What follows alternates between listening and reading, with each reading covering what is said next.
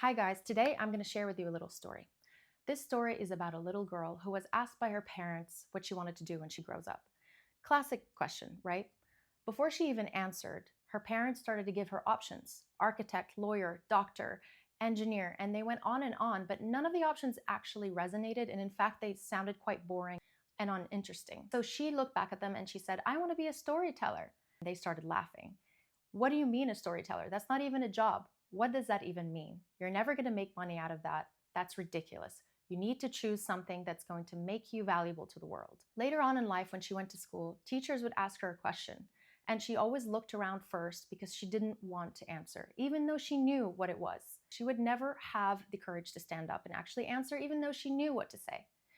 And then friends would ask her, "How are you doing?" And she always resorted to, "I'm fine." She actually became the master of hiding. "I'm fine" became her shield. But the problem with hiding your voice is it doesn't just disappear, it actually turns into something else. And for her, it turned into perfectionism. She started to constantly people please. She started to say yes when she really wanted to say no. She would laugh at people's jokes even though they weren't funny. She would say yes to plans that she didn't want to be at because she didn't want to let anybody down. And the armor that she'd built had turned into a prison. And that tightness in her chest got worse and worse and worse.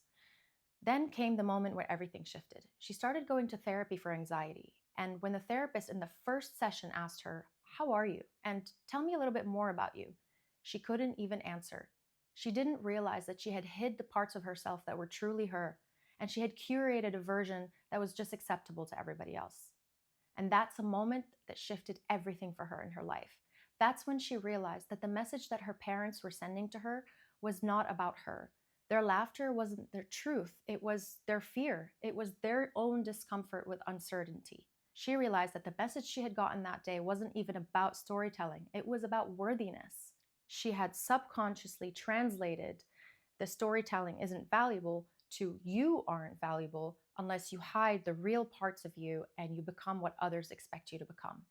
But the truth is, we all live a vulnerable life. We are all vulnerable. We're all struggling, and we all want to belong and connect and feel deeply. So whenever we put on these masks where we think these masks make us acceptable to the world, we don't realize that we're actually burying something so valuable, the pure gold, which is our own true identity.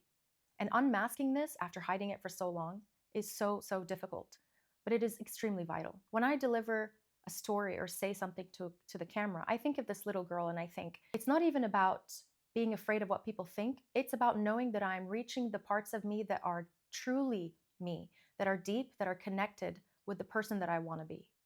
So we are all wearing this armor of social media and clothes and fashion and materialistic things, hoping that this perfectionism is going to lead us into a place where we feel like we can fit, but we don't realize that we're actually delaying our joy. We're masking our only weapon for joy. Not only have we learned not to be vulnerable, but we've actually learned to fight it. We fight vulnerability with numbness. We try to cover it up with substances. We try to cover it up with distractions. And we have become shells of ourselves without even knowing. So I want to encourage vulnerability. How can I do that? First, we need to practice self-compassion. I've talked about this before, but it's the most important thing I've ever done in my entire life. When we feel unsafe within ourselves, we don't expect to feel safe with other people. It's so important to go back to those experiences and understand that we have translated them into a limiting belief that we've carried along like a very heavy backpack throughout life. Self-compassion means positive self-talk. It's talking to yourself like you're your own friend, rather than having that inner voice that you're connected to that you don't even know where it started and just running with it. It's important to understand that no matter what, it does not matter who listens or who cares or who relates. It's important that you are using your own voice. When I started this podcast, I did not think I was going to get any views, and I still sometimes get 10 views. And even if it's about just sharing the voice, that means more to me, because it's not about putting out content that people really want to relate to. It's about putting content that is my own experience. And if they relate to it, then that's absolute gold. But it all starts with knowing that I am safe in my own experiences. I am safe in my opinions, and it is okay for me to share. When I share something about a relationship that's gone wrong, or about a experience, or about motherhood or struggles in parenting, I'm not sharing it because I want people to make me feel like I fit in. In fact, most of the things that I share sometimes have negative feedback because people are not ready to hear vulnerable stories. But you know what? It's not about that. It's about having truth and your own voice and recognizing that you don't have to change who you are to be accepted. And the more you try to change who you are, the more you're actually foreboding all of your joy and inviting depression and a state of anxiety where your body feels like it's not yours. The biggest enemy here is thinking that you're not good enough, because nothing will ever be good enough. Enough means that somebody else has set the bar. Everything is good enough if you do it with truth and with honor and with honesty. The second that I made a decision that I want to start a podcast, I knew that if I had started to say things that just were meant to be for what people want to hear, I knew that I was going to build a barrier around myself. And vulnerability is a bridge. It's not a barrier. It's actually a way that we can connect with people and create trusting relationships. People who understand your stories are the people that you're going to connect with the most, and they're the people that are right for you. People who reject your truth or your vulnerability are the people that are not right for you, and they can just move along. You don't have to be liked by everybody. In fact, even though I'm on a public platform, it looks like on the outside that you need to be liked by everyone in order to get clicks or impressions or views or to build a platform. But actually, it's the opposite for me.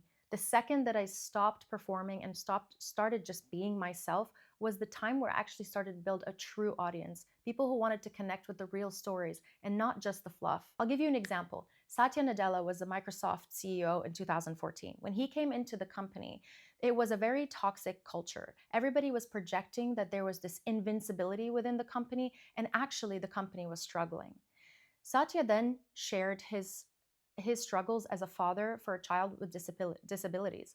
He shared how he lacked empathy, and with this child coming into his life, he learned how to be empathetic. He learned how to see his wife differently, who helped him tirelessly to be able to see the son's challenges as something greater and to be able to deal with his own discomfort. After he shared this, the foundation of the company and the philosophy of the company changed into leadership and playing as a team. They went from a company that knows it all to a company that just learns it all. They were more open-minded.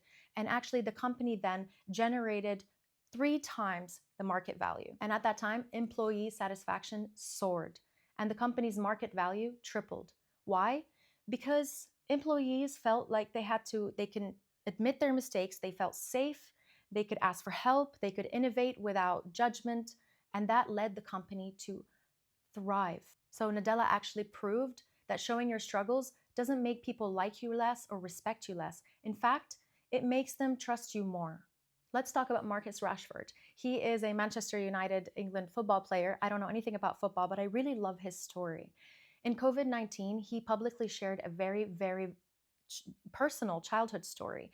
He told everybody publicly that his parents had to rely on school meals and on food banks to be able to eat. His mom had multiple jobs and she could barely put food on the table. This was a huge call for the system that was just not built for families like that, and how they really struggled became an open conversation. And what did that do? His vulnerability actually sparked a huge national movement. He actually successfully campaigned to extend fees for school meals, and the UK government was forced to actually review this and reverse its decision. He was speaking from a lived struggle. His willingness to actually share that and not feel like it is shameful, it made an effect on millions of families. And his loyalty from his fans actually went way beyond football, and now he became a hero for justice. So you know what I'm getting at. Sharing struggles isn't a way to lose respect or lose likeness. In fact, likeness is not what we want. We want to share the hard times. We want to not be vague about it. We want to be connected to our struggles, to our values, and to our actions, and we want to make a change. When I share something, and when you share something about a relationship that went bad, about a struggle at work, whatever it is, this is not shameful. It's not weakness. This is your strength. We can build on openness, and we can fuel on team performance rather than trying to be perfect. Maybe ask yourself right now, is there something that you can, just a decision that you can take that could unlock your next level of success that you've been so scared to take because you were so scared of what people will think? I'll leave you guys with that. Thank you so much for watching.